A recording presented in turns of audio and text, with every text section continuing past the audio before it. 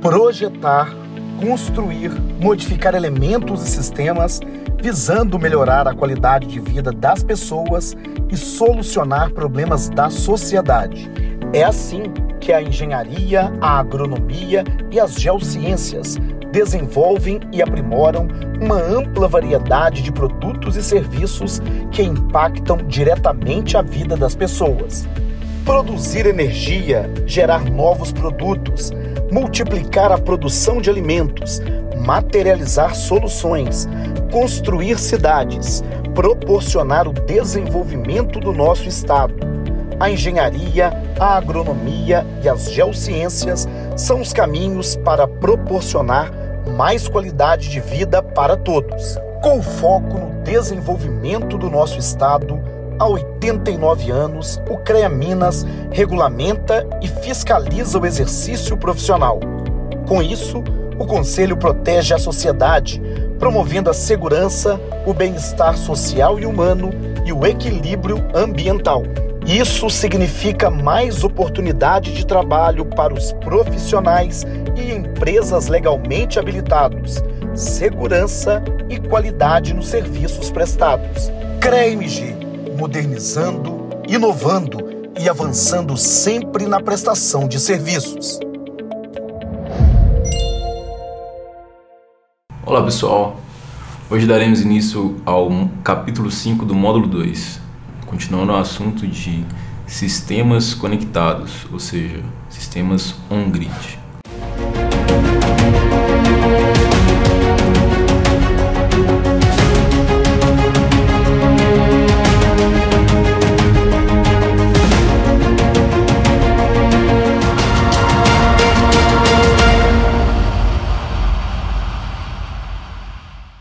Então, na última aula a gente começou a falar sobre uma situação, um problema, sobre um sistema que seria instalado, na rua Itamaraty, número 140, no bairro São Caetano, em Betim.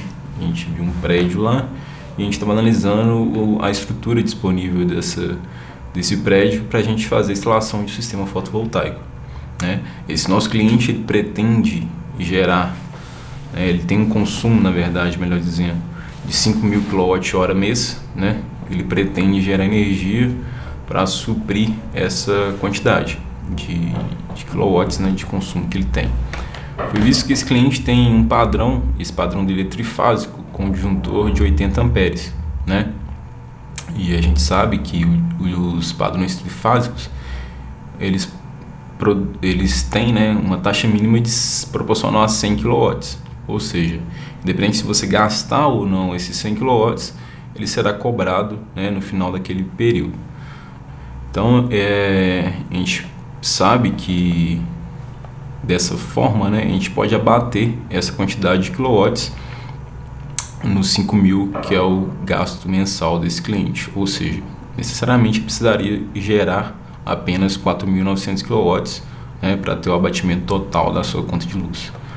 Porém, como a gente já havia visto, é importante também fazer levantamentos, de outros consumos que podem acontecer, ao longo do período de uso dessa usina. Então é importante não só analisar o cenário atual, mas também entender a perspectiva do cliente quanto ao consumo, Então, às vezes, esse histórico ele não é suficiente para que a gente faça essa análise da demanda, É importante sempre entrevistar o cliente e entender qual que é a perspectiva de consumo, se ele pretende fazer uma nova instalação, se ele pretende instalar algum equipamento que tem um alto consumo de energia, se pretende ter mais um filho ou por aí vai, pretende ter mais alguém naquela casa, naquela instalação, ou se for uma indústria, se tem previsão de aumento de carga, de aumento de consumo, Então é importante fazer esse trabalho também, além de analisar esse histórico, Porém, foi feito todo esse trabalho e foi visto que esse cliente precisaria desse consumo, dessa produção de 4.900, ok? Então, voltando ao prédio em questão, a gente tem aqui os telhados disponíveis. A gente viu que tinha um telhado cerâmico e um telhado de zinco que estavam em melhor orientação, né? A vantagem do telhado cerâmico, que a inclinação dela é mais próximo de 20 graus. A vantagem do telhado de zinco é que o suporte, né, que faz a interface entre o telhado e os painéis, ele normalmente é mais barato, por ser um tipo de suporte mais simples, né? Isso torna a instalação mais econômica, né, mais economicamente viável, tendo em vista que o investimento inicial é menor, ok? Porém, a gente percebeu também que esse telhado metálico ele é relativamente pequeno, né, tendo em vista não só as dimensões dele, mas também o sombreamento que pode ocorrer, né? Então a gente tem que fazer uma análise também da quantidade de sombra desse telhado para ver qual que seria a área útil desse telhado, né, em função do prédio que está ao lado, de ser de 2 pavimentos e esse telhado aqui ser um prédio de um pavimento apenas, ok? Continuando essa análise aqui, né, a gente pode até mudar o tipo de visão do site, né, caso a gente queira. A gente mantém aqui em satélite, porém vem aqui em mais e coloca aqui visualização do globo, né? Esse tipo de visualização, apesar de ser um pouco desconfortável em alguns sentidos, mas ele nos permite, né, ter uma visão um pouco mais lateral da instalação, certo? Aqui em 3D do lado direito a gente consegue, né, ter uma visão melhor e perceber que essa diferença de altura entre os dois prédios, né, e a gente já consegue aqui observar esse nível de sombreamento, né? O ideal é que a gente faça uma visita realmente ao local, né, e veja essa diferença de altura, faça a medição, né, mas aqui já é possível notar essa diferença, né? Tendo em vista que um prédio de 2 pavimentos, né, a gente, considerando que ele vai ter 6 metros de altura e o outro de um pavimento apenas vai ter 3 metros de altura, então a gente vai calcular essa sombra baseada nessa diferença de altura, né, de 3 para 6 metros, ok? Então vamos dar andamento a essa análise aqui, né? A gente já tinha começado aqui, né, no Global Solar Atlas a fazer a inserção desses dados. A gente usou aqui o ângulo que a gente mediu, né, de 334. A inclinação, essa que está aqui, é do telhado metálico, que foi o que a gente simulou por último, né? E a gente deixou aqui como teste uma capacidade de um kWp apenas como fator de comparação, né? A gente fixou aqui a potência e simulou os ângulos dos vários telhados aí que a gente tinha disponíveis, né? A gente fez isso no último capítulo, na última aula, certo?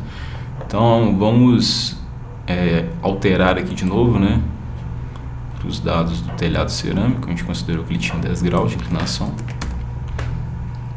E agora, em vez de colocar um valor de 1 kWp, a gente vai colocar o valor de 0,47 kWp, que é a mesma coisa que 470 watt-pico, ok? 0,47, que é a mesma coisa que 470 watt-pico. E a gente vai descobrir qual que seria a energia, né, gerada nessas condições aqui. E esse 470 watt-pico, né, ou 0,47 kWp, representaria a potência de pico de um painel apenas, certo? Então a gente manda aplicar aqui.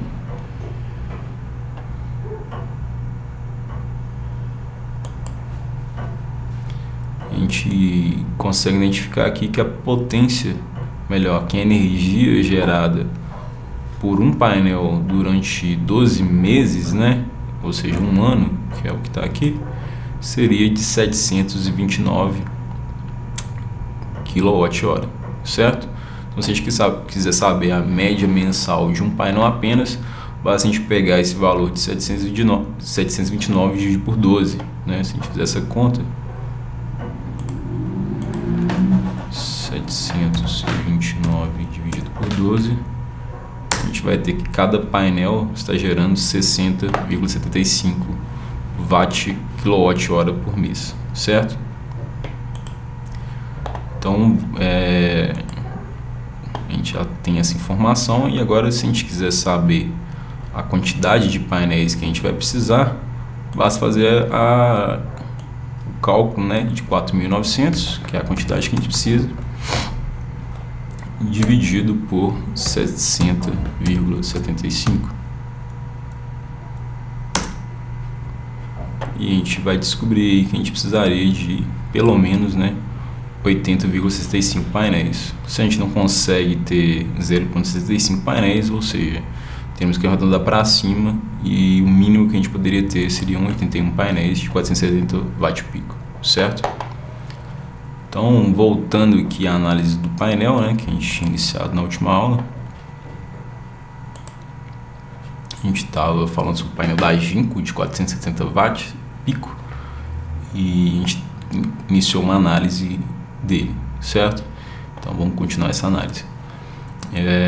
Nesse datasheet, né, a gente tem os dados de vários painéis, então que começa no de 460, de 465, fala também de 475, de 480, certo? E a gente tem duas condições de teste aqui. Vamos focar aqui no de 470, que é o que a gente está usando, né? E a gente tem nesse painel a condição STC e a condição NOCT, né? Então a condição STC ela vai ser a mais usual, né? A gente tem aqui a condição NOCT, mas a princípio a gente vai deixar ela de lado. Por quê? Porque é tido como padrão, né, a condição standard, que é a condição STC. Então a gente sabe que esse painel, né, as condições STC, né, ressaltando a principal característica dela aí, que seriam 1000 watts por metro quadrado, esse painel vai nos entregar uma potência máxima de 470 watt-pico, né? Então por isso é usada essa nomenclatura de watt-pico. Não quer dizer que esse painel vai me entregar 470 watts o tempo todo. Então numa situação STC de ter uma irradiação de 1000 watts por metro quadrado, ele consegue me entregar essa capacidade de potência, né? Com os parâmetros variando, né, tanto de radiação como de temperatura, essa potência também vai variar, ok? E nessa condição, né, de pico de potência, a gente vai encontrar aí uma tensão de 35,05 volts e uma corrente de 13,41 ampere. Ou seja, se a gente fizer essa multiplicação, né, do produto da tensão pela corrente, a gente tem que achar exatamente essa potência de 470 watt-pico, correto? E o quarto dado aqui, na quarta linha, a gente vai ter a tensão de circuito aberto, né, que é a tensão em que os painéis estão ali desligados, né? Eu desliguei o painel do sistema, e se eu pegar um painel ali sozinho, né, no momento que ele não tá tendo corrente saindo dele, certo? Está com o circuito aberto, está com os terminais desconectados, a gente vai ter uma tensão de 42,38 volts, certo? Então a gente percebe que tem uma grande diferença, né, entre a tensão de circuito aberto e a tensão do ponto de máxima potência, né, que é a tensão VMP. A gente tem aqui 7 volts de diferença, né? Se a gente fizer essa análise percentual, a gente percebe que é uma diferença bem considerável, certo? Além disso, né, além desse dado de VOC, a gente vai ter também a corrente de curto-circuito, né, que é a corrente SC. Então a gente percebe aqui que a corrente de curto-circuito desse painel é de 14,15 ampere. O que é interessante a gente observar nessa corrente de curto-circuito? A gente percebe aqui, ó, que a corrente do ponto IMP ela é 13,41 e a corrente de curto-circuito, né, que seria ali interligar os terminais do painel ou do conjunto de painéis, né, ela é de apenas 14,15 ampere, ou seja, você tem um aumento aqui próximo de, né, 10% de aumento de corrente. Ou seja, mesmo que a sua string esteja em curto, né, mesmo que todo o seu sistema esteja em curto ou um painel esteja em curto, a corrente máxima vai ser limitada pelos próprios painéis, né, pelos próprios módulos. Então essa corrente vai ser limitada em 14,15 ampere. Lembrando que essa é uma corrente direta, né, essa corrente produzida pela string, né? O grande problema, né, como a gente já citou nos outros módulos, é se a gente tiver uma corrente reversa, né? Então a corrente direta não é um grande problema para a gente, né? O problema é se a gente tiver uma corrente reversa, ou seja, se eu aplicar uma tensão ali em paralelo maior daquela da string, né, aí posso ter uma corrente reversa e sim essa corrente é preocupante para a gente, certo? Porém, essa corrente direta aqui ela vai ser limitada pelo próprio módulo, né, pelo próprio painel, já vai limitar ela em 14,15 ampere, que é relativamente baixa, principalmente se a gente comparar com a corrente IMP, ok? O próximo item, a próxima linha, a gente vai ter a eficiência do módulo em condição STC. Então a gente sabe que a eficiência desse painel vai ser de 21,78%, né? A gente pode agora comparar essa eficiência com os painéis, tanto de menor potência de pico, né, como de maior potência de pico, ok, pessoal? Então, todos esses painéis aqui, do de 460, que é o menor que a gente tem nessa folha de dados, até o de 480, como a gente já viu aqui no último capítulo, mecanicamente, né, as dimensões deles serão as mesmas, então eles têm o mesmo tamanho. Porém, o que vai fazer com que esse painel consiga me entregar 460 ou 480, né? Vai ser a eficiência dele, ok? Então, a eficiência, ela diz sobre a relação entre a área ocupada por esse módulo, né, e a quantidade de potência que ele consegue entregar. Então, o painel de 460 ele tem uma eficiência menor, essa eficiência vai subindo, né? O painel de 480 ele tem as mesmas dimensões, porém uma eficiência, né, uma capacidade de conversão aí de 22,24%, certo? Quando que isso vai ser importante? Quando eu tenho uma área reduzida, né? Então, se eu quero produzir muita energia, mas eu tenho uma limitação quanto à área, o ideal é que eu use um painel, né, um módulo que tem uma alta eficiência, certo? Porque eu vou ocupar menos espaço para produzir a mesma potência ou, né, ter mais potência no mesmo espaço, né? Daria na mesma lógica, certo? Então, com painéis de maior eficiência, eu tenho uma produção maior numa mesma área, ok? Próximo item é a temperatura de operação, né? Então, pode variar de menos 40 graus a mais 85 graus Celsius. Então, essa é a temperatura suportada pelo painel. Tensão máxima do sistema de 1000 a 1500 VDC, né, dependendo do tipo de teste que é feito. A classificação máxima do fusível, né, em série seria de 25 A, ou seja, se eu vou colocar um fusível de proteção, esse fusível tem que ser de 25 A. A tolerância de potência ela é de 0 a mais 3%, quer dizer que esse painel ele pode, né, o de 470 ter 470 watts ou 470 mais 3%, nunca menos do que isso, certo? O coeficiente de temperatura, P máximo, né? O coeficiente de temperatura VOC e o coeficiente de temperatura ISC. Então, esses itens de coeficiente de temperatura a gente já viu nos capítulos anteriores, né? Então, a gente não vai focar tanto neles, mas a gente sabe que é um coeficiente para a gente compensar as tensões, né, e as correntes e a potência, caso seja necessário, né, principalmente numa análise onde a gente vai ligar vários painéis em série e quer saber a tensão máxima que esse sistema vai nos entregar, certo? Depois aqui a gente tem a temperatura nominal da célula operacional na condição NLCT, beleza? E basicamente a análise, né, dos dados elétricos e mecânicos iniciais desse painel fica por aqui, tá? Então, mas o que é importante a gente observar desse datasheet nesse momento? As dimensões mecânicas, certo? A gente viu que o módulo tem 1,90 m por 1,13 m, 1,90 m por 1,13 m, retangular, né? E aqui também a potência máxima desse painel, certo?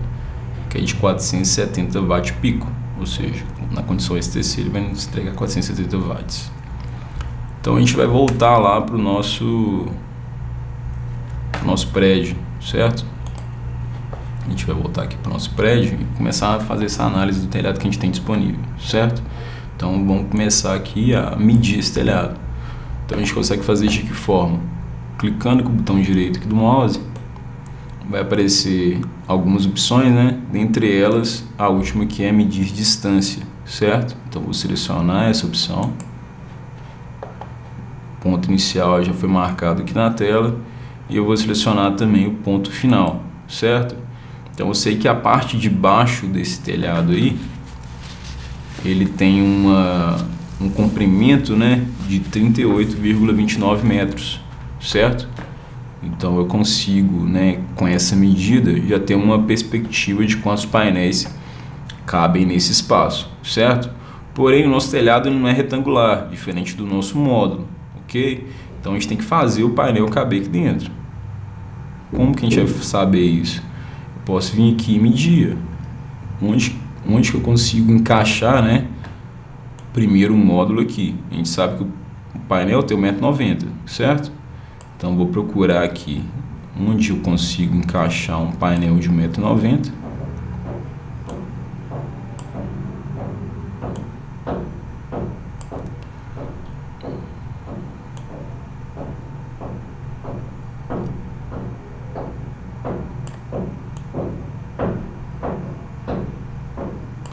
Eu sei que aqui ele já cabe, aqui já tem 1,90 m, então eu sei que aqui cabe um painel.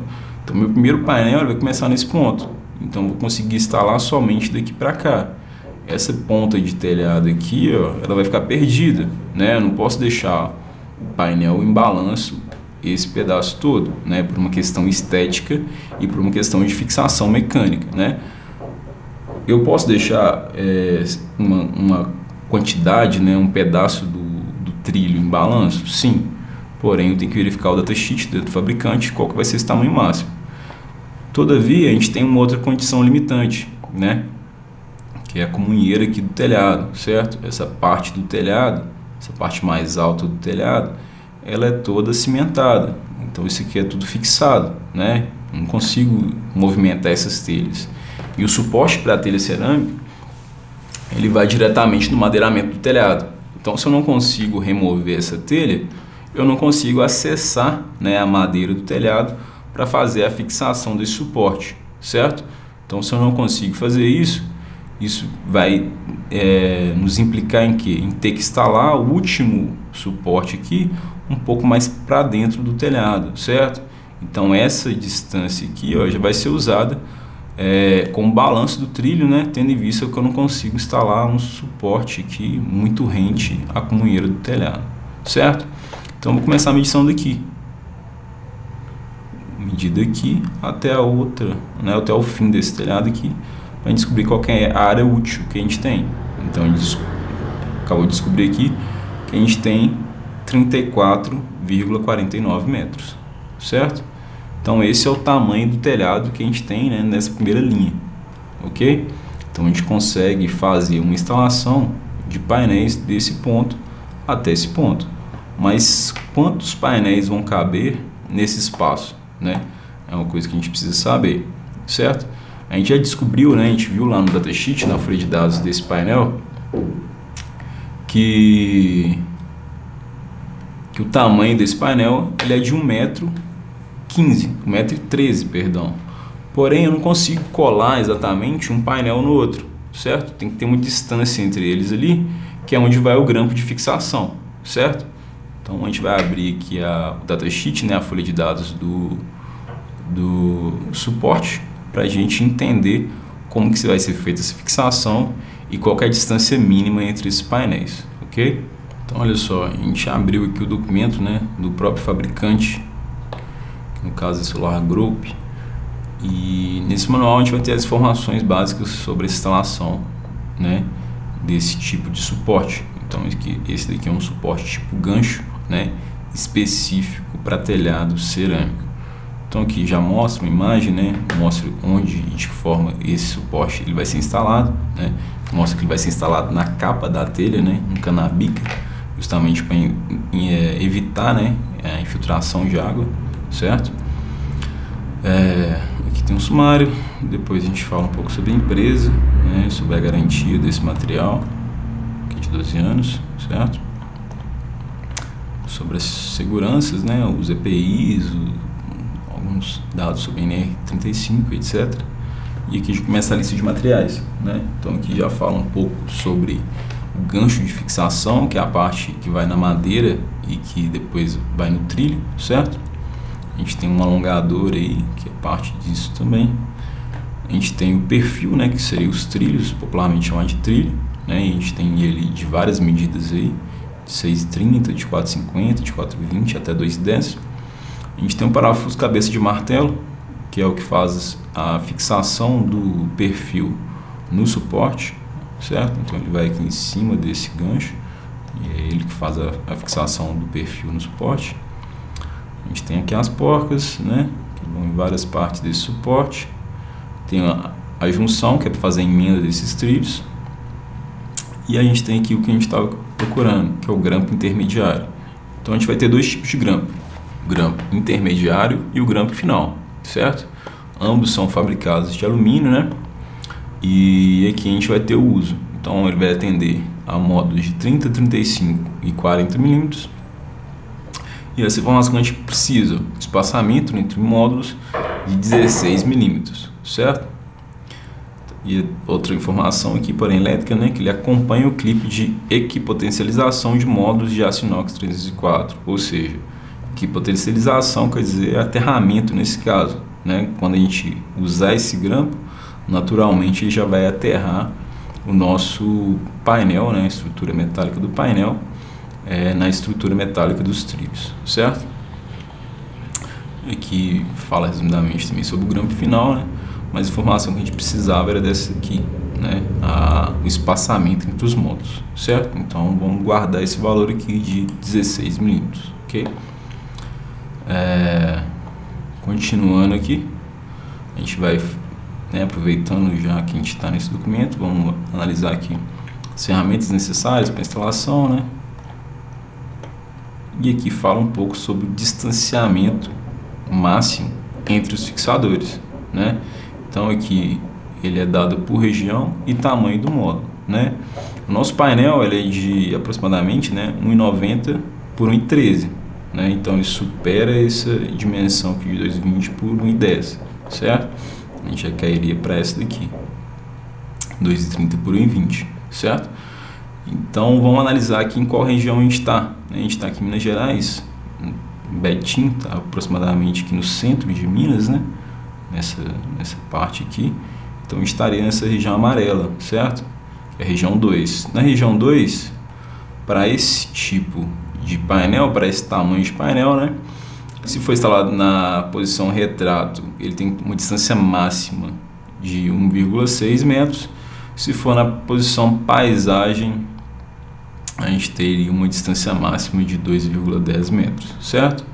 Preferencialmente, a gente vai instalar sempre na posição retrato, né? Por simplicidade e economia de painéis. De trilhos, né? De perfis.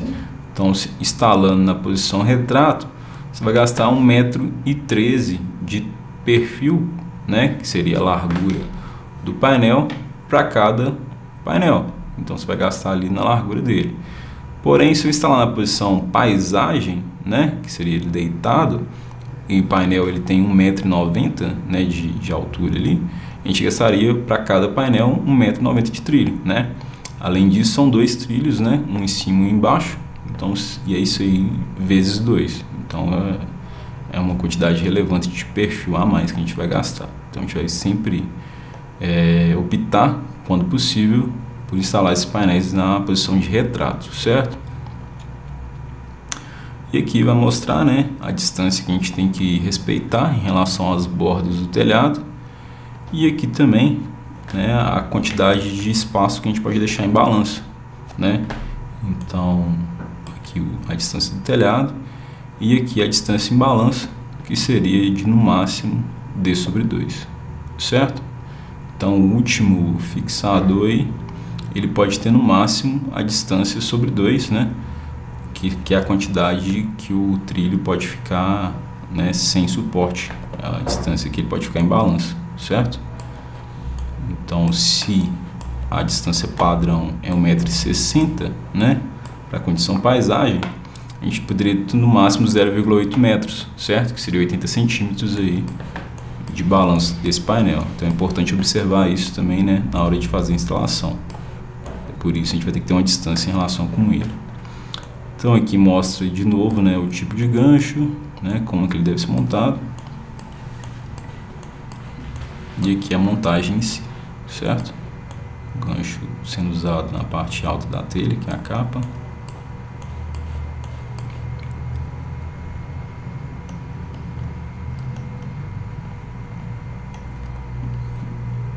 aqui o grampo intermediário, né, sendo instalado entre dois painéis. Aqui como é feita a junção entre dois perfis. E aqui ó, como fica a instalação depois de pronto, certo? E esse daqui, por exemplo, foi instalado no sentido paisagem. Pode ver que um trilho passa aqui em cima e o outro, né, passa aqui embaixo, né? A gente gasta a largura do painel é o comprimento do trilho, porém ele vai ser sempre um em cima e embaixo, ou seja, é esse tamanho vezes 2 para cada painel que a gente vai instalar. Ok? Então voltando lá para nossa lógica, né? A gente sabe que o tamanho do grampo já e sabe o tamanho do painel, então a gente vai fazer essa soma, né? A gente vai tem que descobrir quanto gasta, qual o espaço ocupado, né, por um painel mais um grampo, ok? Então vamos fazer essa soma aqui.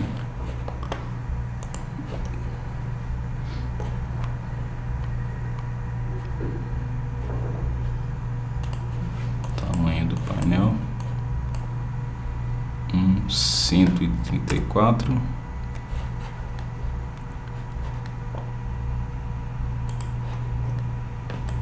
então é 1134 mais 16 milímetros.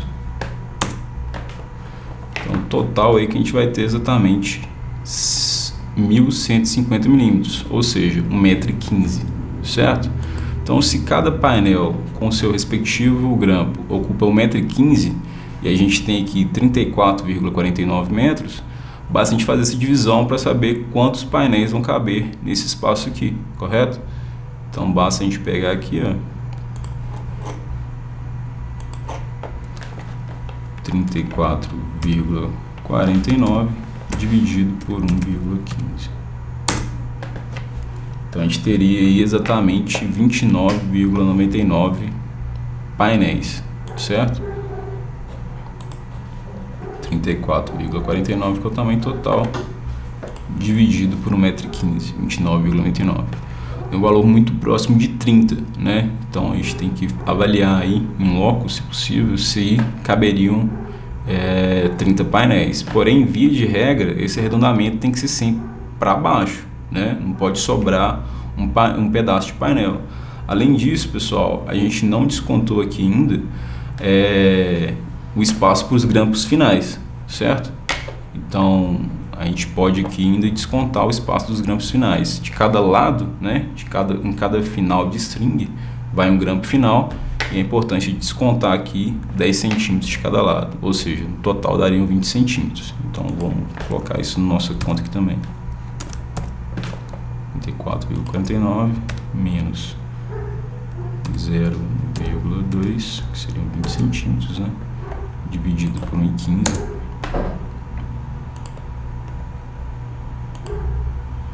Vou fazer aqui. A gente teria uma quantidade de 29,81, né? Arredondando para baixo, 29 painéis, certo? Então a gente consegue, baseado nisso, descobrir, né, que caberia nessa área, nesse espaço aqui, 29 painéis, certo? Só que eu tenho ainda mais espaço nesse telhado, né? Eu sei que eu posso instalar mais módulos aqui para cima, certo? Então a mesma lógica que a gente fez aqui para essa primeira parte, né, a gente vai fazer para os demais, né? Então a gente vai partir desse ponto aqui, ó, calcular mais 1,9 metros para cima.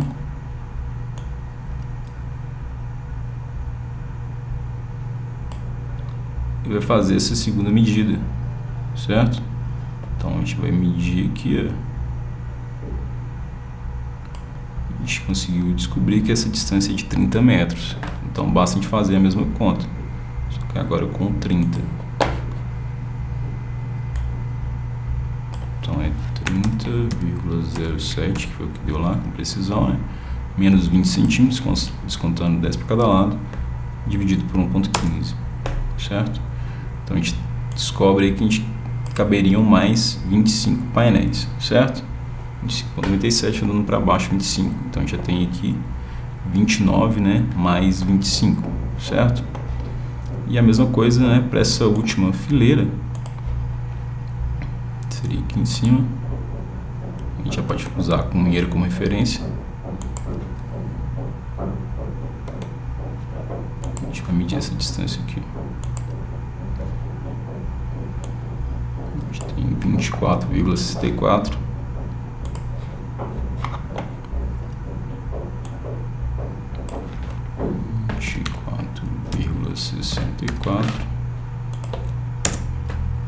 A gente vai chegar em 21 painéis, já arredondando para baixo, certo?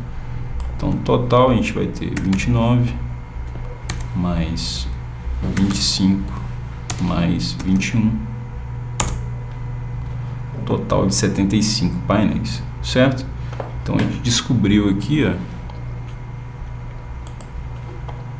que a gente consegue instalar, né, através dessa primeira aproximação, né? Lógico que a gente pode conferir essas medidas em loco, com uma trena, etc, né? Pode ter alguma variação, pode ter alguma nova instalação, né, de antena, de uma chaminé, de algum outro adereço que possa ter nesse telhado que não permita também essa instalação. Então a gente está fazendo aqui uma primeira visão para entender a lógica de como isso vai ser feito, né?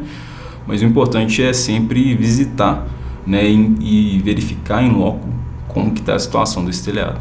Porém, a lógica vai ser a mesma que a gente está estabelecendo aqui, correto? Então a gente descobriu, né, que nesse telhado a gente conseguiria instalar 75 painéis.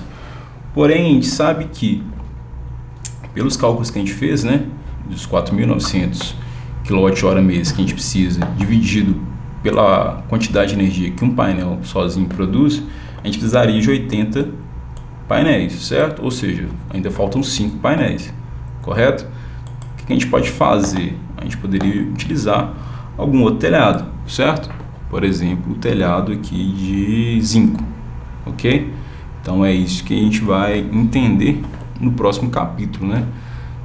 O que a gente pode usar, o que a gente pode fazer como solução para esse espaço que faltou, né? Qual desses outros telhados que a gente poderia usar?